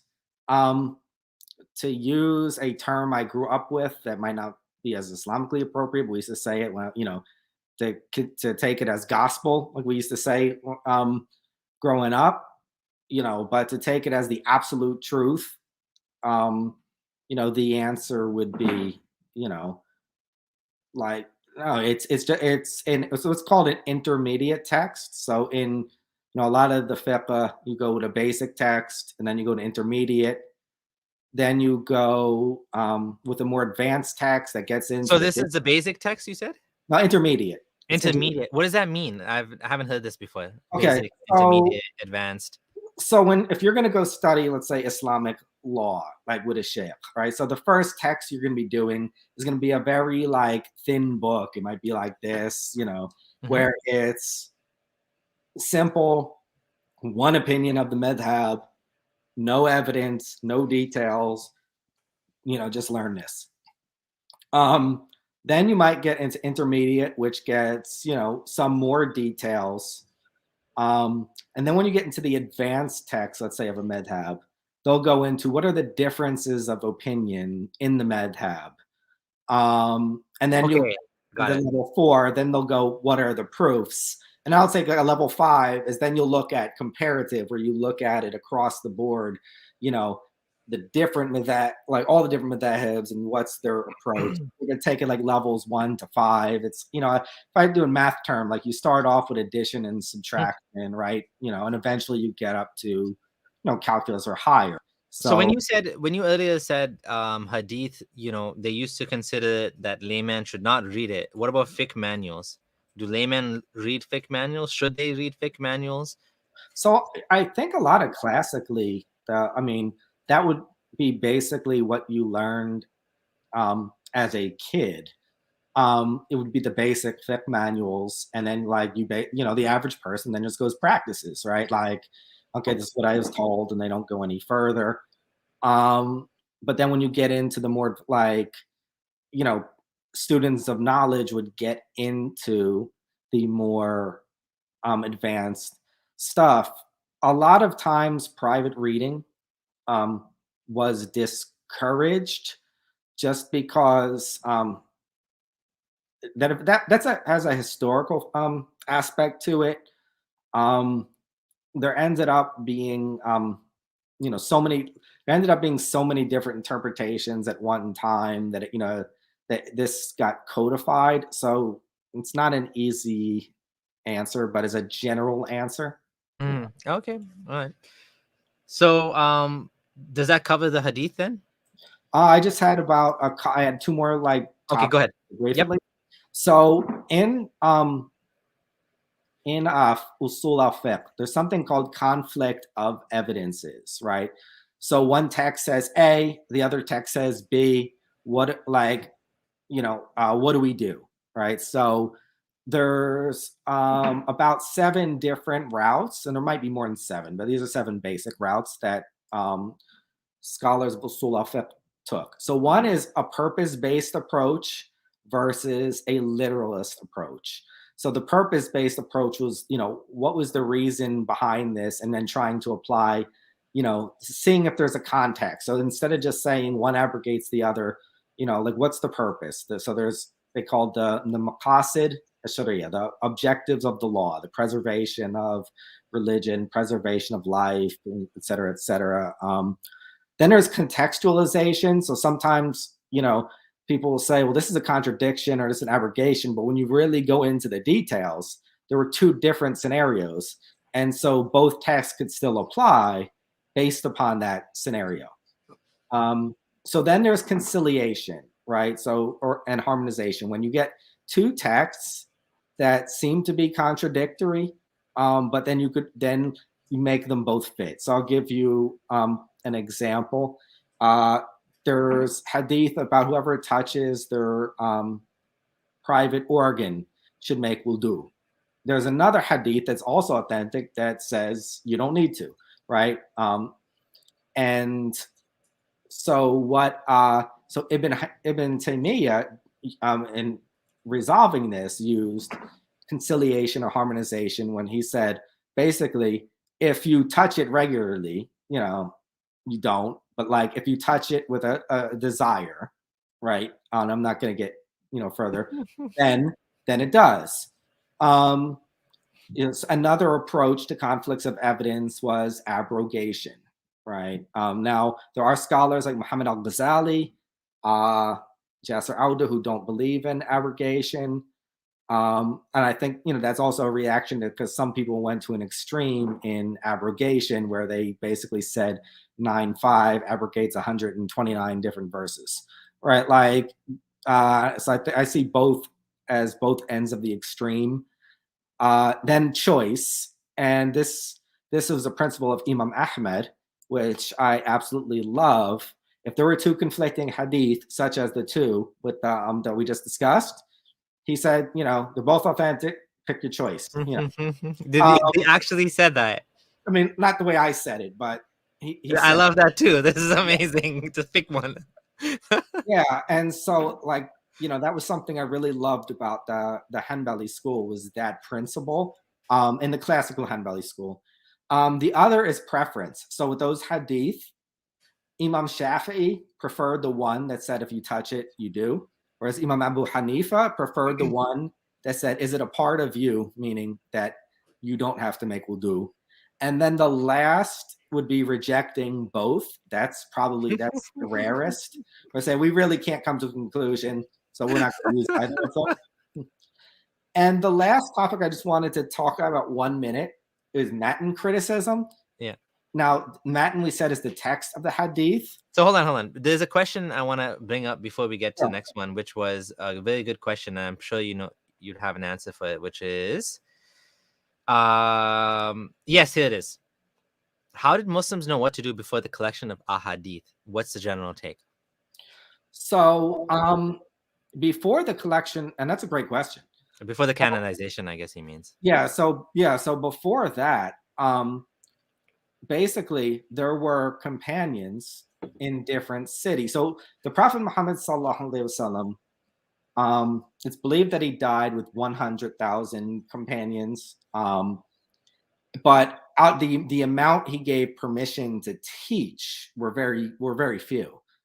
And so they had sent some of these that the Prophet sallallahu alaihi wasallam gave permission to teach to different cities, and then they established students. So when you actually look at the Hanafi school, you actually can see the influence of the companions in that city. When you study the Maliki school, you can really see the influence of Abdullah ibn Omar. When you study the Shafi'i school and the Hamdi, like each school, you can see the influence of the companions, because the companions had certain different interpretations that the Prophet sallallahu alaihi wasallam allowed in some instances, and then so the schools really can really trace themselves back to the companions who had went there, and that's actually a great thing, because Islam was basically learned, from one person, to the other before that. And so the last thing to touch on is hadith, and then we're going to open it up to Q&A, is Matan criticism. So a text can actually have a good chain and still not be accurate. Now, this is not the norm, it's rare, but it does happen. And so in order for a text of hadith to be considered sound, and these 4 principles were laid down by Ibn Qayyim al-Jawziyah, and I can, give the book later if needed to look up, but one is it shouldn't contradict a regularly known sunnah. So if we have a hadith, let's say that's 2 rak'at, 2 units of prayer before the dawn prayer, and there's one that says, like, you're going to do 26 units of prayer before the dawn prayer, when everyone knows it's 2, like that would be. The other is it shouldn't contradict historical facts and events or naturally observed scientific facts. And so this is something that could change over time, which is why Matan criticism the door was never supposed to be closed. I mean, Ibn Abbas has a statement, I believe it's in Tafsir al-Tabari, if my memory is correct, where he says, there's some verses of the Quran that we will not understand until time passes. The third is it should not contradict established Sharia principles. And 4, it should not contradict the Quran. That being said, people do differ over what contradicts the Quran and what doesn't, in all transparency. And I guess that's, wrapped up the main points. Yeah. So my question, and just Daisy Neo, a friend of mine, says, thanks to the speaker for sharing all this amazing info. My issue with some of this stuff is, let's talk about the not contradicting the Quran. So stoning the adulterer, that contradicts the Quran. The Quran says lashing. So how do you? But Sunnis say that nope, this is stoning, The not majority, lashing. the vast majority. There is a, if you read in Bidayat Mujtahid, it's translated in English as the Distinguished Jurist Primer. Mm-hmm. There is a minority opinion within Sunni Islam that it is lashing, but yeah, it is the majority position. The argument is, so the argument for the minority position is exactly what you said. The argument for the majority position is they feel the hadith is mutawata in meaning. Okay. That's I what. see. Okay. So is it possible though? I mean, how would you ever have what hadith would you have that contradicts the Quran? I'm trying to think of an example. That was the example I thought of, but I could think of an example. okay. The Quran says, the heavens and the earth were created in 6 days or 6 periods of time, depending upon how you, choose to understand that. There's a hadith that states, and the chain, well, Imam Muslim considered the chain to be authentic, but Imam Bukhari did not consider the chain to be authentic, but states that, basically that there was 7 days of creation, and then goes on to give a different order in the 7 days of creation that's in the Quran. So the chain, some consider, authentic. But another we can get back to is the Hanafis considered that hadith we said earlier about the death penalty hadith for murder only applying to Muslims to be a contradiction of the Quran. So in the Hanafi school, they viewed it that way. Oh yeah, I just thought of another hadith which is interesting, which says that the punish the sins of the Christians and the Jews That's another one. Yeah. would be put onto the Muslims. The sins of the Muslims we put on the Christians and Jews in the hellfire or something like that. Yeah, and that's another one that's disputed because of Matin criticism that they feel. This Matin criticism thing is great. I think there should be more of it.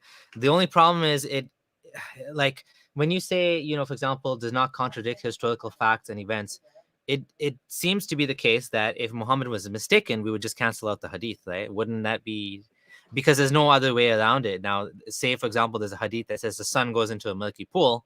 I mean, that literally went in a murky pool. Now, either it's a miracle or it contradicts science or it contradicts history. We would just throw it out. And I know Shabir Ali, I don't know if you know Dr. Shabir Ali, he's a big proponent of this. He is like, I remember back in the 90s when I was still Muslim, hearing him say this, that if there's a hadith that goes against, it's like, give some sort of extreme reward that doesn't make any sense. Like if there's an example, you look at your mom with love, you get the reward of a hajj or something like that. He's like, you throw it out, right? He's like, and he gave him a bunch of other. So he was throwing out hadith left, right, and center to the point where he doesn't even believe in stoning. He says stoning is not part of Islam, and so on and so forth. He's like more selective about hadith, a lot more selective about hadith. In a way, it's good, but in a way, Islam, it changes Islam, right? From Orthodox Sunni Islam, they don't typically do that. Well, in traditional, that's where Matin criticism came from, is traditional Orthodox Islam. Okay, yeah. At some point, for historical reasons, the doors like to ijtihad in a lot of places were closed, and it's like we're not going. We're just gonna, everything's been done, except for brand new issues and just whatever the people of the past, conclusions they came to, we're accepting it. And it was done at the time for political and religious unity, but at the same time, any extreme leads to an equal and opposite negative extreme, right? So when you close thinking, right, you close you may bring about unity temporarily, but you also shut down education. And I think some of the problem, and that's why I say usul over rulings, because to me, the principles of the schools of law are more important than the rulings of the school of law. and especially for modern Muslims, and I say modern Muslims, people living in this time, in that, like, if we were to apply these usul and understand them, I feel that the Muslim world would be a better place, in my opinion. Now, people don't have to agree with me, and that's fine. But like, and to me, I'm passionate about usul al-fiqh because I think it's, in my opinion, the most important topic for Muslims and non-Muslims to know about Islam if we're going to live in a world together that's just not always, you know, yelling, fighting, screaming, coexist, but to really have a deeper understanding. Mm-hmm. I'm just gonna share a comment from the chat, and since we thank you for completing the presentation and appreciate it. I don't know if you would probably disagree or agree with this. That it seems that Islam is epistemologically light years beyond Christianity and analyzing the key texts. What do you think about that? It depends. I mean, I don't like to make general statements like that. I think that our classical usul is more advanced than the classical Christian usul, but I think the historical criticism methods with the Bible are more advanced Yeah, I historical criticism methods with the Quran. And I feel also with the historical methods with the Quran is there's large inherent biases, and it seems like everyone just has to throw out something new and it just catches before anyone analyzed whether it logically makes sense or it's logically true or there's another explanation. And it actually kind of ties into what I think about Matin criticism, is that I don't think that this should be the first resort. It should be the last resort. Like, that you should exhaust like different ways to understand something before just rejecting. So I got into a conversation with someone on my channel today where they were stating a hadith where Aisha said that, you know, whoever does not, so whoever said the Prophet sallallahu alaihi wasallam knows what will happen tomorrow is a liar. And I brought up, and said, see, how can you believe that the Prophet made any prophecies of this and that? And I first broke down, well, what Nabi means linguistically. You have to start with that. I was like, you start with their fundamental verses of the Quran, which just has to be understood. You have to understand the Quran makes predictions, and they all knew this. And I said, let's look at it this way.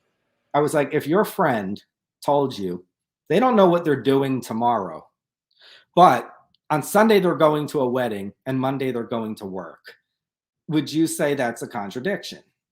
Like, no. Linguistically, if I say I don't know what's going to happen tomorrow, that doesn't mean I don't know anything that's ever going to happen in the future, right? I mean, we can calculate that the sun is going to eventually grow and eat our earth, right? Yeah. So can I tell you the exact date that will happen? No. And so like I brought up the way that it's a very easy, and not only have I done this with Islam, I've done this with Christianity too, to be fair, and I'll give you an example. But I also said, look, if I'm going to I approach, like I think, well, I'll start example Christianity. There's some people there's Jesus gave a particular sermon, and some people feel the gospel's contradicted because one person said he was here, one person said he was there. But if you actually go to that geographical region, you can actually see, depending on where you were standing, if he was there and gave that sermon, like, Jesus? yeah, I would be like, one person might have said, he's on a hill. Other person might have said he's on a valley. I'm just making this up because I don't know the details. Yeah. If you go to the exact spot where that sermon was supposed to happen, if you're actually standing on like higher spot on the hill, it'll look like he's in the valley. If you're standing in the valley, it looks like he's on the hill. Right. But like, I think that you should apply the principle of non-contradiction before the principle of contradiction, right? Like you look for a way that they both, because I mean, if Aisha narrated that in the Prophet Sallallahu Alaihi Wasallam, she obviously knew that the word Nabi linguistically means someone who tells future Mm. events, right? So if he's Yeah. called Nabi Muhammad, Yeah. he's called someone who predicts future events. Yeah. Yeah. Yeah. He's a prophet, right? To say he doesn't know what will happen tomorrow, well, Yeah. he didn't know exactly what will happen tomorrow. And just like in the Bible, in Mark chapter 13, verse 32, Jesus, alayhi states, no one knows the day or hour, not the angels in heaven nor the Son, but God the Father only, right? So, it's, and I look at this in the same way, like Jesus was saying, he don't know the exact date. The problem, I'm saying, he don't know the exact date, and I'm like, and I'm not a prophet, but I'm telling you like that scientifically, the sun is going to grow until it eats our earth. And what I think they estimate, I can't remember how many years, but we Mhm. can't tell you the exact day. It's like we're not going to be able to say it's going to happen, October 8th, year 170 million at 7:43 p.m. Like we just know it's Well, yeah. yeah. So about this question, just so we can end it off because it is getting a little bit long. Um, I would say what I've noticed, and this is just my reflections, that Muslims, how do I say this? Muslims that try to go against the standard narrative tend to get in big trouble. There's examples of people like Abu Zaid in Egypt that have come up with theories. Let's say they said something to the effect of Muhammad was able to read and write. Just an opinion. Mhm. They get in big huge trouble for saying these things, to the point where, like Abu Zaid, I don't know exactly what he said, but he was a Muslim. He wasn't an ex-Muslim or anything. He was a Muslim. He was just like, I want to bring about, whatever he believed. He was just sharing it. And they kicked him out of the country. They divorced his wife from him legally. She was divorced, even though he still stayed with her. And so on and so forth. So there's like, it's tough for Muslim academics because unless they're in Western countries like Harvard or Yale or something where they're like safe and protected, they can say whatever they want. It's a challenge. The Muslim world doesn't like critical scholarship on the Quran. They don't like it. So that's a challenge because the dog, the Molvis, the sheikhs that are the ones that are controlling the discourse, and they're not letting it change. They don't want any. So that to me is my reflection, personal reflection. When you talk about Christianity, you don't have that issue in Christianity at all. Like Christians openly criticize and you have scholars like Yasir Qadhi say things like, at Harvard, not Harvard, at Yale, I had problems. I had questions. I had gaps in my iman. I had problems with some of the things because, and Noman Ali Khan and others have said the same thing, that they deconstruct Islam, and when they put it back together, you don't know how to put it back together anymore because you've seen things, you've heard things that you were never exposed to. Most Muslim scholars don't talk about, for example, the Shia Sunni conflicts, like the battle of Aisha fighting the Ali, like they don't talk about these things. And there's other things too, like so my answer to that question is it's the opposite. I think Christian critical analysis on the Bible is way ahead of the Quran. Saudi Arabia has hidden and is not allowing people to actually study the anthropology. I mean, not the geology, and to like they've shut it down. They don't give you access to the prophet's grave or anything like that. So, in my opinion, Christianity is ahead of Islam, but that's because in terms of critical analysis, but that's because it's also an older religion, and the Reformation and the secularization and all of that. It's had more time to go through that process, but Islam is still a little bit younger, and still, so that's my take on that. Yeah, and I could say though it's shockingly, for better or worse, I feel light years ahead of what it was 20 years ago. You know, Yeah, that's for 25 sure. years, 25 years ago. Um, and I think 25 years from now, intellectually, we're going to, you know, as an ummah be at a new place. And so, I do see it moving in a positive direction. I don't think, as, fast as everyone wants. And some things I don't think should move as fast because I do think that within the current Islamic criticism, people just throw out new theories. Like I'm not, or I'd say hypotheses. I don't like, I wish, we had a common definition of theory versus hypothesis, because, it means different things in different contexts. But different hypotheses, which, people run, see, so and so said this about Islam. And I was like, well, let them peer review it, give it 25 years, and, we'll discuss it. And then, new discovery is made. And then people, oh, well, maybe this was right after all, or maybe this wasn't as wrong as we thought. And I just think that there's right now, it's too much like, all right, let's just come up with the newest and latest idea in critical study, as opposed to, following the evidence where the evidence leads. Yep. So I want to close this off now, and I want to give you the chance to share any last words. Thank you for doing the presentation and going through all of this. I don't think we really have time now to go into questions. I know there was a couple of topics that I had discussed with you ahead of time, like based on some of the videos you made. One of them was Islamic finance. The other one was women's rights in Islam. But there's no time for that, and I don't want to start that. After 2 hours, 1 hour 50 of talking to you, I don't want to start talking about Islamic finance and women's rights. There's no time for that. So any last words from you? You want to share anything where people can find you, your channel, stuff like that, and any thoughts on what I said? Anything else?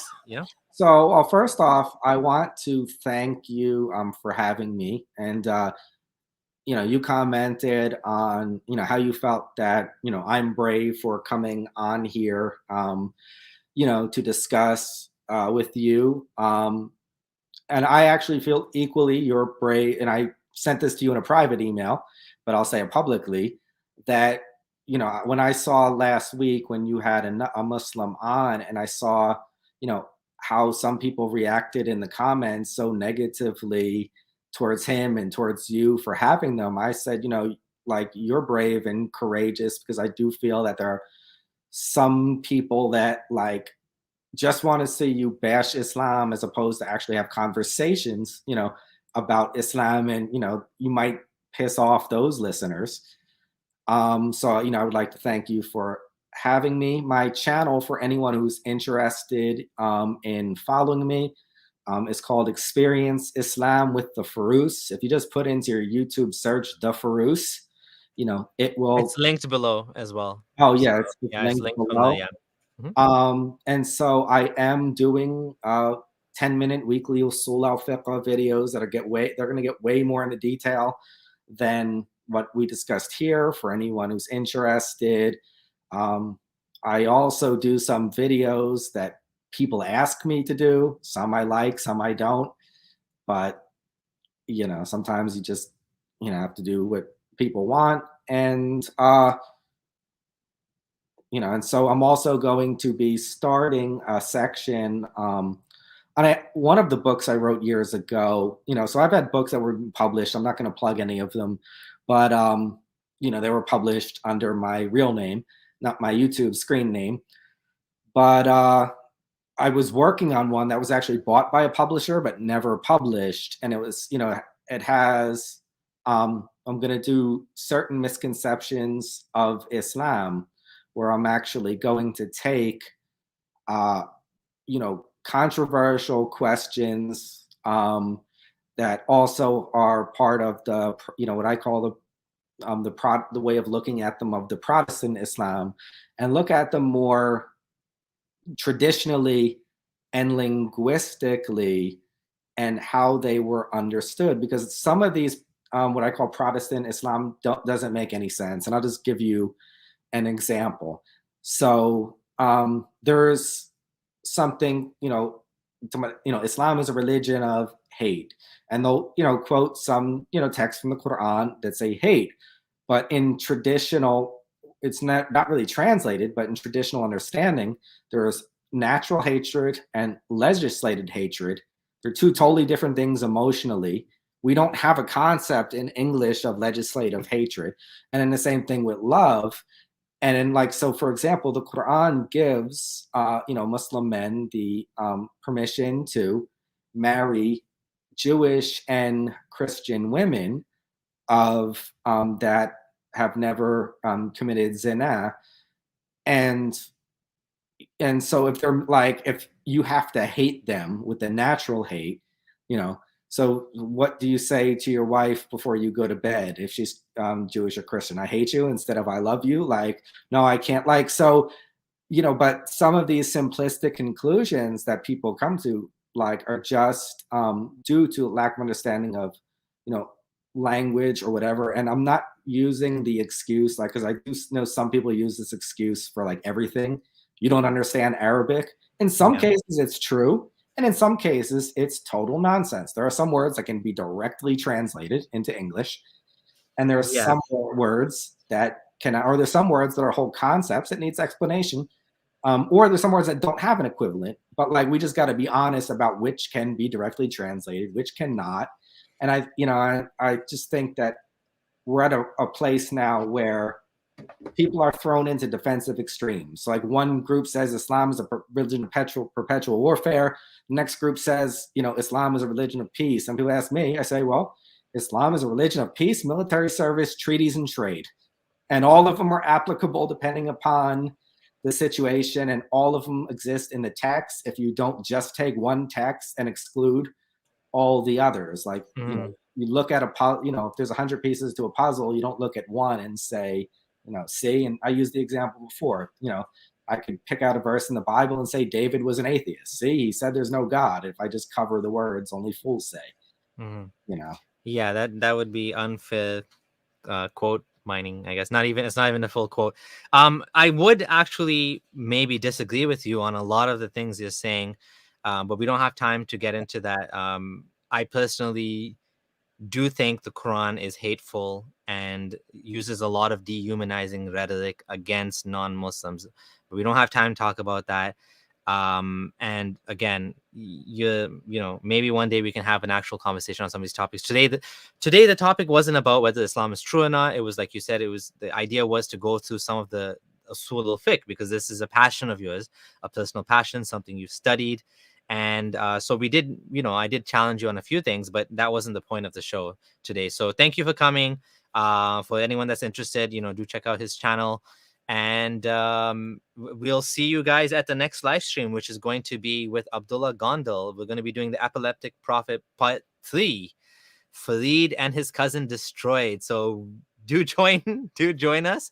And thanks, the Faroos, for joining as well. And stay in touch. We'll maybe do this again sometime. Okay, I would All love right. Good night, everyone.